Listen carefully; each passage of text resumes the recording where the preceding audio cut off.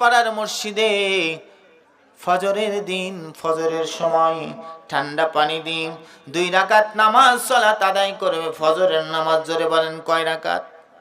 কথা বলেন না, জোরে বলেন কয় রাকাত? আওয়াজ করে বলেন কয় রাকাত? ঠান্ডা কি খুব বেশি পড়ছে? না, একটা আওয়াজ করে বলেন কয় রাকাত? 2 রাকাত। আওয়াজ করে বলেন কয় রাকাত? ফজরে 2 রাকাত সালাত, 2 রাকাত নামাজে সিজদা জোরে বলেন কয়বার দেয়া লাগে? আওয়াজ করে বলেন কয়বার? জোরে বলেন কয়বার? জবানটা একটু খুলবেন, 4 বারে দিতে হয় সিজদা।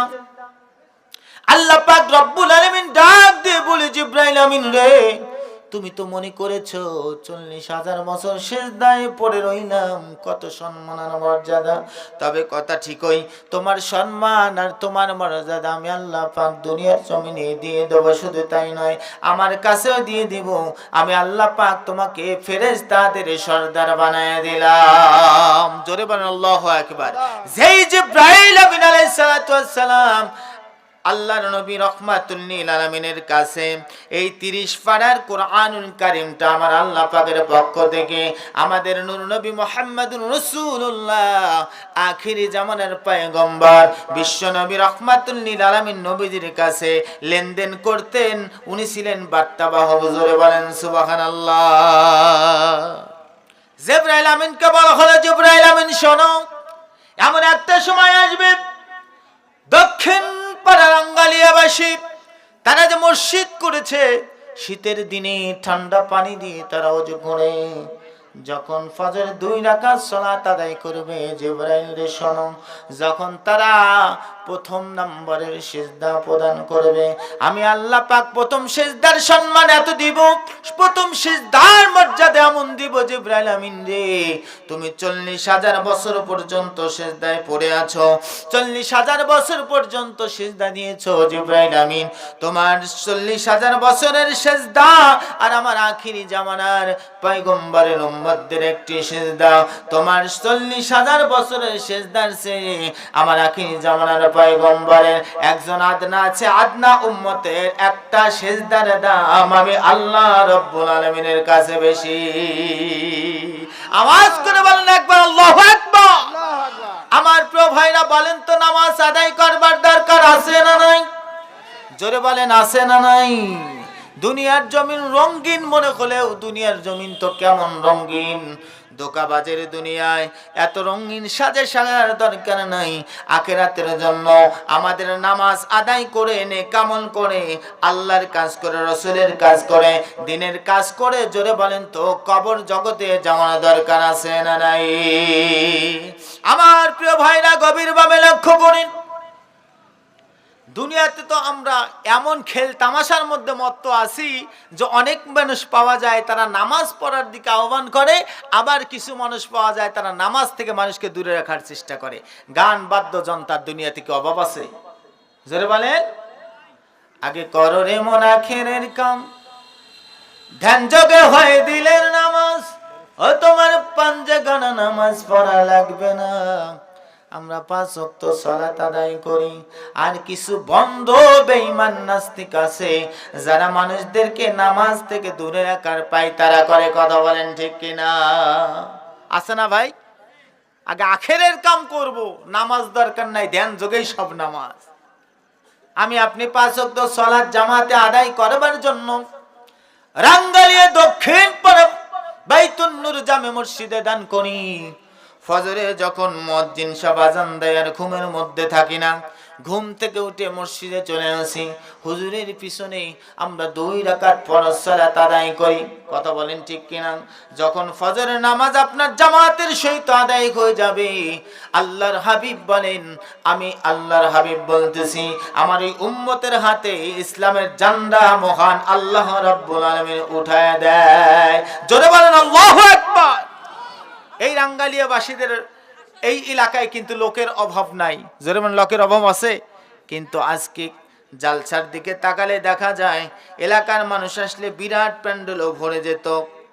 কানাই কানাই হয়ে যেত, কিন্তু কানাই কানাই হতে পারি নাই। তার কারণ হলো আমাদের মধ্যে অনেককে শয়তান এমন ভাবে আঁকড়ে নিয়েছে, যার কারণে আমরা মাহফিলের প্রতি ভালোবাসা উঠে গিয়ে আমাদের গান বাজনাটা আমাদের আনন্দ দিয়েছে। কথা বলেন ঠিক কিনা? ওযু করা লাগবে।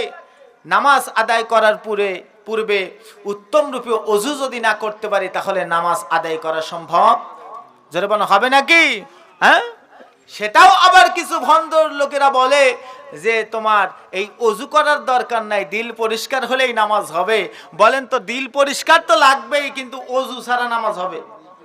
এই ভাই বলেন, হ্যাঁ, নামাজের শর্ত নাই? হ্যাঁ, তার মধ্যে কি শরীর পাক, কাপড় পাক, জায়গা পাক এগুলো লাগবে না? হ্যাঁ, আর মন পরিষ্কার হলেই সব কিছু ক্লিয়ার। পেশাব করেন, কয় পেশাব করে পানি নেবেন না, কয় পানি নেওয়ার দরকার কি ভাই? পেশাব করে আমি পানি নেব নাকি? হ্যাঁ, কারবালার ময়দানে ইমাম হোসেন পানি না খাইতে পারে তারা শহীদ হয়েছে, আর আমি সেই পানি আমার যাকাত ব্যবহার করব? জোরে কর নাউজুবিল্লাহ। এরকম বেহুদা লোক জোরে বানা আছে না নাই? বলে হস্ত আর পদ করিও না ধৌত, চক্ষু কর্ণ তোমার নাসিকা, মন পরিষ্কার তোমার হয়ে গেলে ভাই ওযুর দরকার লাগে না। জোরে বলেন নাউজুবিল্লাহ। মন পরিষ্কার যতই আপনার হোক, দেখবেন বলবে কি যে আমার মন ঠিক আছে ভাই, নামাজ না পড়লেও। এই কথা সমাজে বলে কিনা? বলে কিনা মুরব্বীরা? বলে না? কয় আমার দিল পরিষ্কার আছে, হাজি সাহেব নামাজ পড়ে কি আমার দিল তার চেয়ে বেশি পরিষ্কার। জোরে বলেন নাউজুবিল্লাহ। আল্লাহর সঙ্গে, রাসূলের সঙ্গে আপনার, আল্লাহ পাকের মসজিদের সঙ্গে আপনার দিলের সম্পর্কই নাই, আর আপনার মনটা কেমনে পরিষ্কার হইল ভাই?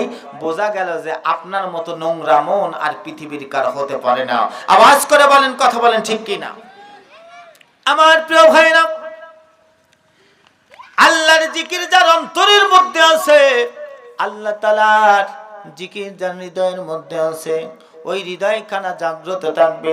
পৃথিবীর সকল মানুষের অন্তর যদি মারা যায়, তারপরও যারা জাকিরিন, যারা জিকির করে, আল্লাহ পাকের নামাজ পড়ে, সালাত আদায় করে, পবিত্র কোরআনুল কারীম তেলাওয়াত করে, তাদের অন্তরটা যেদিন সবার অন্তর মরে যাবে, এমন সময়ও এই ব্যক্তিগুলোর অন্তরগুলো আল্লাহ রাব্বুল আলামিনের কাছে জ্যান্ত থাকবে, জীবিত থাকবে। সুবহানাল্লাহ। আমার প্রিয় ভাইরা, আল্লাহ পাক রব্বুল আলামিন বলেন, যদি পৃথিবীর কোন মানুষ আমি রবকে যদি রব জেনে জিকির করে, আমাকে যদি স্মরণ করে, আমি আল্লাহ পাক রব্বুল আলামিন তাকে স্মরণ করি, বিন্দু মাত্র সময় ক্ষেপণ করি না। জোরে বলেন সুবহানাল্লাহ। আল্লাহর একজন পয়গম্বর হযরত নূহ আলাইহিস সালাতু ওয়াস সালাম আল্লাহ রাব্বুল আলামিনের কাছে ফরিয়াদ করেন, আল্লাহ পাক, দ্বীনের দাওয়াত প্রদান করতে করতে ক্লান্ত হয়ে গেছি, এই জাতির কাছে আমার মনে হয় কোনো দাম নাই। আল্লাহ পাক, আপনি এই জাতিকে ধ্বংস করে দেন। আল্লাহ রাব্বুল আলামিন বলেন, তুমি যে দোয়াটা করছো এটাকে সেই দোয়া যেই দোয়াটা করলে আমি আল্লাহ রাব্বুল আলামিন তোমার দোয়া ফেরত দিব না। হযরত নূহ আলাইহিস সালাতু ওয়াস সালাম, রব্বি কারীম, এটাই আমার সেই দোয়া। আল্লাহ পাক রব্বুল আলামিন বললেন, নূহ রে, চিন্তা করো না, তোমাকে আমি জানাই দিলাম, আর সময় বেশি বাকি নাই, জাতিগুলো ধ্বংস হয়ে যাবে। তবে মুমিন যারা, জাকিরিন যারা, আমি আল্লাহকে যারা মেনে নিয়েছে, ঈমান যারা গ্রহণ করেছে, ওই ব্যক্তিগুলো সারা দুনিয়াতে সকল বেঈমান ও মুনাফিকের দ্বারা হাবুডুবু করে মারা যাবে। কি করতে হবে? আল্লাহ পাক নূহ আলাইহিস সালাতু ওয়াস সালাম বলার পর রব্বি কারীম ডাক দিয়ে বলে, নূহ রে, চিন্তা করো না, বিরাট আকারে একটা কিস্তি তৈরি করো। কয় আল্লাহ পাক, কোনো ঝড় নাই, কিছু নাই, বৃষ্টি নাই, কাদা নাই, বর্ষা নাই, নৌকা তৈরি করুন। বলে এইভাবেই করা লাগবে। মরুভূমির উপরে একটা বিরাট আকারের কিস্তি তৈরি করলেন। জোরে বলেন আল্লাহু আকবার। জোরে বলেন তো, হুকুম কার? আওয়াজ করে বলেন কার? বিরাট আকারে কিস্তি তৈরি করলেন। কিস্তি তৈরি করার পর আল্লাহ পাক যেমন করে বলেছেন, তেমনি করে ইমানদার ব্যক্তিদেরকে ঘুরে ঘুরে দাওয়াত দিয়ে আসলেন আল্লাহর পয়গম্বর হযরত নূহ আলাইহিস সালাতু ওয়াস সালাম। বললেন এমন একটা সময় আসবে আল্লাহ পাক তুফান দিবে, আল্লাহ পাক ঝড় দিবে। এই যে শুকনো ময়দান দেখতেছো এখানে শত শত ফুট পানি হয়ে যাবে, তুফান সৃষ্টি হয়ে যাবে। এখান থেকে বাঁচার জন্য আল্লাহ পাক আমাকে কিস্তি তৈরির কথা বললেন। কিস্তি তৈরি যখন কমপ্লিট হয়ে গেল, দিনের দাওয়াত দিয়ে ঘুরে ঘুরে ইমানদারদের জানান দেয়, ও ইমানদারেরা আমি যখন বলবো আর কাল ক্ষেপণ করবে না, তোমরা দেরি না করে সবাই আমার কিস্তির মধ্যে উঠে যাবে। সুবহানাল্লাহ। আমার প্রিয় ভাইরা, আপনাদের জানান কথাই মনে করে দিচ্ছি। একজন বুড়িমা ছিল যে আল্লাহকে পছন্দ করত, আল্লাহর প্রতি ঈমান এনেছিল। এই বুড়িমা ডাক দে বলে, আল্লাহর পয়গম্বর নূহ আলাইহিস সালাতু ওয়াস সালাম, আমি তো বুড়ি মানুষ, আমার কখন কেমন হয় আমি জানি না, কখন ঝড় হবে তুফান হবে আমি বলতে পারি না। তবে আল্লাহর পয়গম্বর নূহ আলাইহিস সালাম যখন দেখবেন তুফান শুরু হয়ে গেছে, আমাকে যেন আপনার নৌকাতে একটু জায়গা করে দেওয়া হয়, ভাই আমাকে তুলে নিয়ে যাবেন। এই বুড়িমা ডাক দে বলে, হুজুর আপনি কেন ভুল করবেন না, আমাকে কিনে নিয়ে যাবেন, আমাকে কিন্তু নিয়ে যাবেন। আল্লাহর পয়গম্বর হযরত নূহ আলাইহিস সালাতু ওয়াস সালাম তুফান যখন শুরু হয়ে গেল, আল্লাহর পয়গম্বর নূহ আলাইহিস সালাতু ওয়াস সালাম বুড়িমার কথা হঠাৎ করে ভুলে গেছে। সব আল্লাহর ইচ্ছা, জোরে বলেন আল্লাহু আকবার। কিন্তু আল্লাহর সঙ্গে যার সম্পর্ক, আমার আল্লাহ পাক অথল সাগরের মধ্যেও, জোরে বলেন, বাঁচিয়ে দেন তিনি কে? এই বুড়িমা আল্লাহ পাকের জিকিরের মধ্যে মশগুল, ওইদিকে ঝড় তুফান শুরু হয়ে গেছে। এমন অবস্থায়, এমন সময় আল্লাহর গোলাম, আল্লাহর বান্দি জিকিরের হালতে আছে, ওইদিকে তুফান শুরু হয়ে গেছে। আমার প্রিয় ভাইরা, আল্লাহর পয়গম্বর নূহ আলাইহিস সালাতু ওয়াস সালাম সবাইকে নিয়ে